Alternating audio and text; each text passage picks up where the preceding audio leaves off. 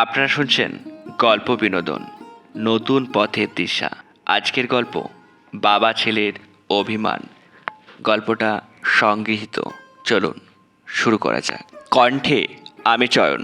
রাগ করেই ঘর থেকে বেরিয়ে পড়লাম। এতটাই রেগেছিলাম যে বাবার জুতোটা পরেই বেরিয়ে এসেছি।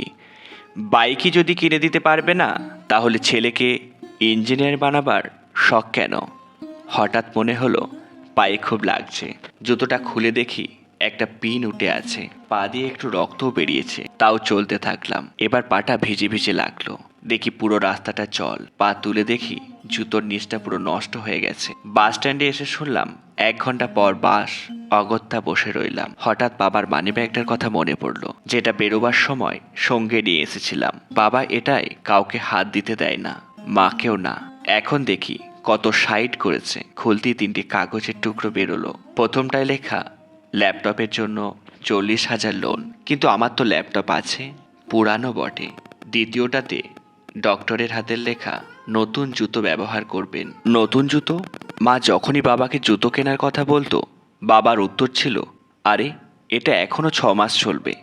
তাড়াতাড়ি শেষ কাগজটা খুললাম। পুরানো স্কুটারের বদলে নতুন বাইক নিন লেখা শোরুমের কাগজ। বাবার স্কুটার। বুঝতে পেরেই বাড়ির দিকে এক দৌড় লাগালাম। এখন আর পায়ে জুতোটা লাগছে না। বাড়ি গিয়ে দেখলাম বাবা নেই, জানি কোথায়। এক দৌড়ে সেই শোরুমটাই দেখলাম বাবা স্কুটার নিয়ে দাঁড়িয়ে। আমি ছুটে গিয়ে বাবাকে জড়িয়ে ধরলাম। কাঁদতে কাঁদতে বাবার কাঁধটাই ভিজিয়ে ফেললাম। বললাম, বাবা, আমার বাইক চাই না, তুমি তোমার নতুন জুতো আগে কেনো বাবা। আমি ইঞ্জিনিয়ার হব, তবে তোমার মতো করে। মা হলো এমন একটা ব্যাংক, যেখানে আমরা আমাদের সব রাগ, অভিমান, কষ্ট জমা রাখতে পারি। আর বাবা হলো এমন একটা ক্রেডিট কার্ড, যেটা দিয়ে আমরা পৃথিবীর সমস্ত সুখ কিনতে পারি। আপনাদের কেমন লাগলো এই ছোট্ট গল্পটি অবশ্যই কমেন্টে জানাবেন। আবারও দেখা হচ্ছে অন্য একটি গল্প নিয়ে। ভালো থাকবেন, সুস্থ থাকবেন। ধন্যবাদ।